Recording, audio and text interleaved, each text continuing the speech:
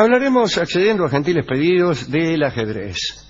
El otro día les lo Sí, y tenemos algunos datos, no muy interesantes, pero la verdad es que no hay ninguna certeza histórica que permita identificar el origen del ajedrez. Algunos lo atribuyen a los caldeos, otros a los persas, veo cómo es la gente, ¿no? O a los etruscos. La mayoría adjudica, sin embargo, la invención a los egipcios y a los hindúes. Parece que el juego tenía un origen sánscrito, es decir, de la India, pero sánscrito. Su nombre originario era Chaturanga. Es mucho mejor ajedrez. El Chaturanga. Sí, si mi hermana se fuera a jugar al Chaturanga con un señor, sentiría una inquietud que no es la misma que siento cuando se menciona el ajedrez. Parece que en sus orígenes este juego se jugaba de a 4. ¿Cómo puede ser? Si el tablero tiene... Había dos compañeros y dos compañeros que discutían las estrategias al oído, y a veces había unos asistentes que levantaban un velo negro para que los socios pudieran discutir sus estrategias con mayor libertad. Lo que sí se sabe es que el ajedrez tuvo, desde hace mucho, versiones distintas según los pueblos. En China el ajedrez se originó allá por el 500 a.C., año en que parece que el juego fue llevado a la corte del emperador Wuti. El ajedrez chino era igual al que conocemos, pero con una salvedad. Los 64 casilleros y también las fichas eran todos del mismo color. Estaba dividido el tablero en dos mitades de 32 casillas, pero cada mitad estaba separada por el dibujo de un río que atravesaba el centro del tablero, y había también en el centro de las dos filas de fichas unos casilleros, un enclave con 4 casillas que se llamaba la ciudadela. Extraordinario, ¿no? Las fichas chinas eran redondas y sobre ellas se grababa y pintaba el nombre de cada una en chino, naturalmente. No se colocaban en el centro de las casillas, sino casi en la línea divisoria.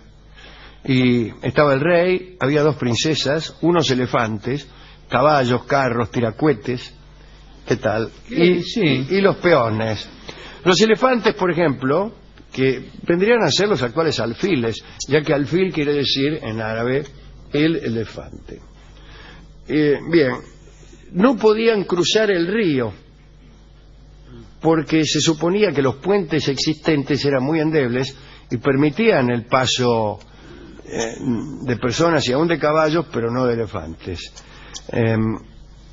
Está bien eso, ¿eh? En el Japón, peor todavía.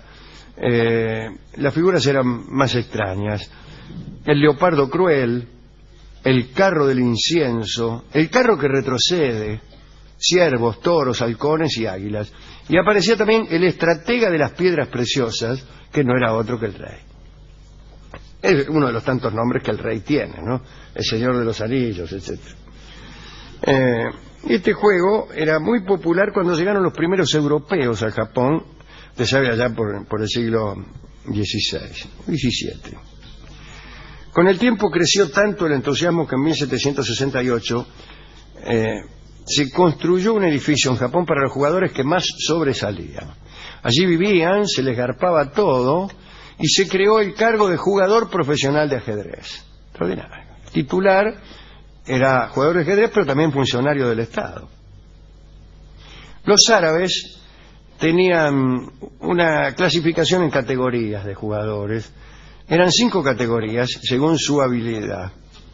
Cuando un jugador alcanzaba la primera de las categorías, llamada al-hat, grandeza, debía dar ventajas.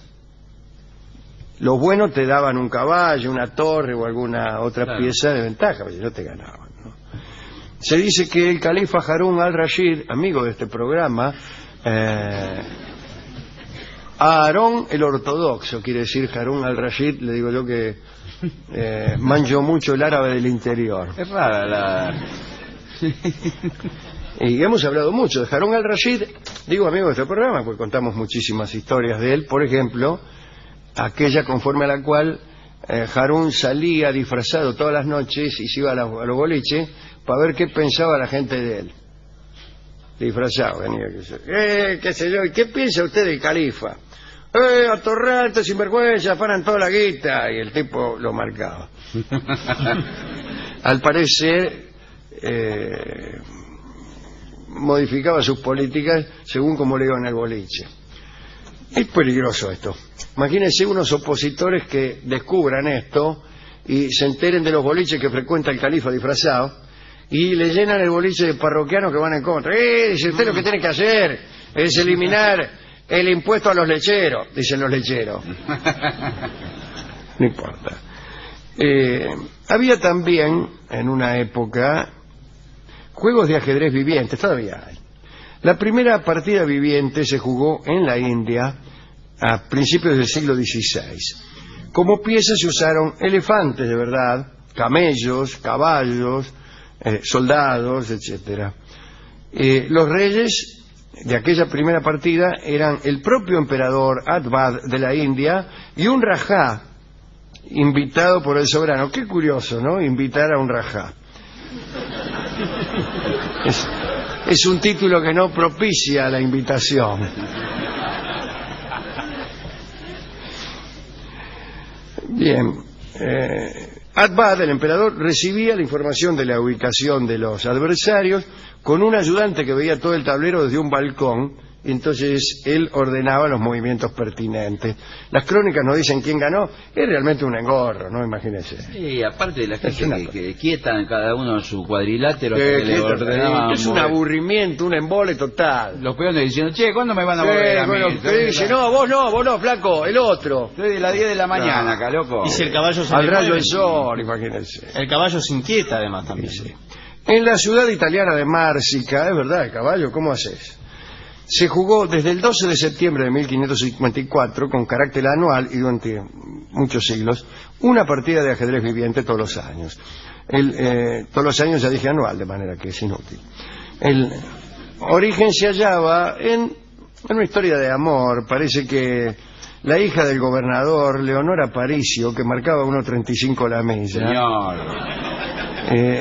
era pretendida por dos jóvenes hidalgos, Rinaldi Angarano, ¿cómo le va? Bien. Y Villeri de Valdana, ¿cómo está? Los rivales, en lugar de resolver la disputa en un duelo a espadas, prefirieron jugar un ajedrez así, y el vencedor fue Angarano, que se quedó con Leonora Aparicio, que estaría tan contenta de que se la jugaran así, ¿no? Me imagino una mujer que se la juegan al ajedrez, al chinchón o a lo que sea. ¿Por qué no le preguntaron a ver cuál le gustaba más? No se les pasó por la cabeza. El papel de la mujer era otro. Era otro y ahora también. También había y hay, aunque no creo, ajedrez postal. No tiene mucho sentido ahora con la internet. Claro. No, pero es verdad, incluso hasta hace poco. Hasta hace poco, claro. Dizzy Gillespie, mi tío, jugaba al ajedrez con gente de Europa, por ejemplo, y las partidas iban por carta. Claro. Movía el peón, una carta. Una carta. Claro, primera volvía carta, otra jaque. Peón 4 damas, Bruno. Peón 4 damas. Caballo 3 alfil.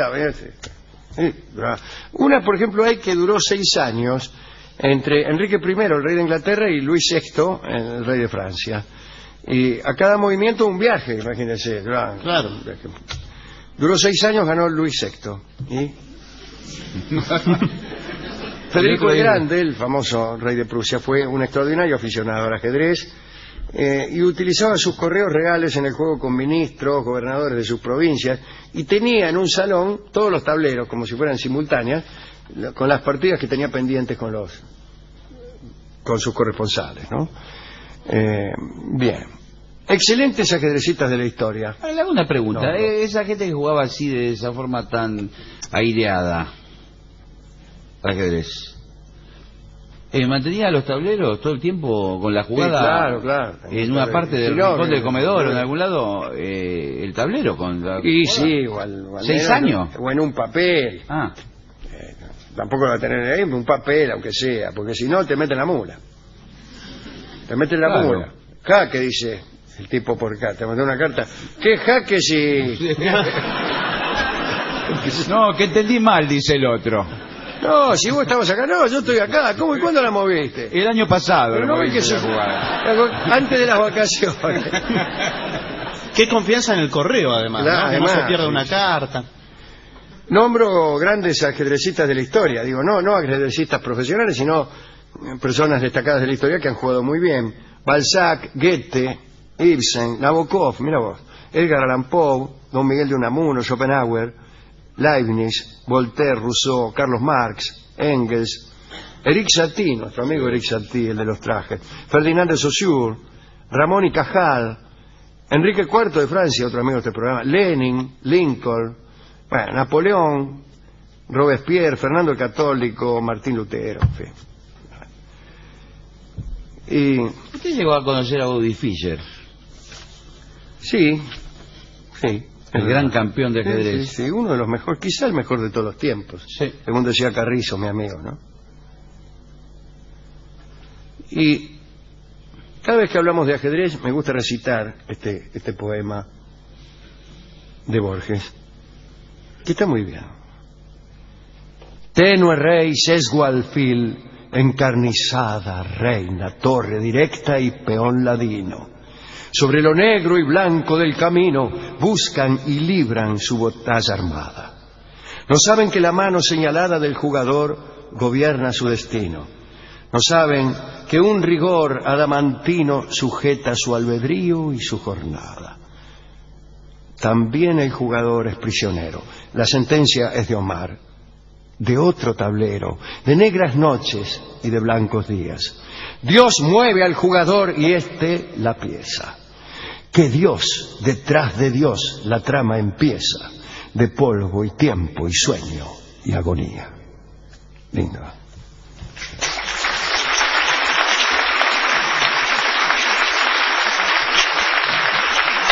Hemos ido a la discoteca y el discotecario está jugando al codillo. Sí, Que según eso yo quiere, es un acuerdo. juego muy superior al ajedrez. Y le explicamos varias veces, no, dice, no tengo. Dice, ¿me puede ser jugar a las damas con la misma ficha? Dice el tipo. No, ¿y para qué sí. son las fichas de ajedrez? ¿Quién era que decía, a ver si acuerda alguno, un escritor famoso y quizá era Poe, que decía que el juego de las damas y el buen jugador de damas denota quizá más inteligencia que el buen jugador de ajedrez, porque lo que tiene el ajedrez son complejidades. El juego de las damas es ingenio puro. ¿Está claro? Sí, sí. Dice, en el juego de damas se da una inteligencia pura y en el otro hay un aprendizaje que es hijo de las complejidades que se mueven. Yo no estoy de acuerdo con eso, pero él decía, una inteligencia pura no está perturbada en las damas por el desconocimiento. Puede aparecer más fácilmente que en el ajedrez, que por ser más compleja requiere un mayor entrenamiento. Bueno, no importa.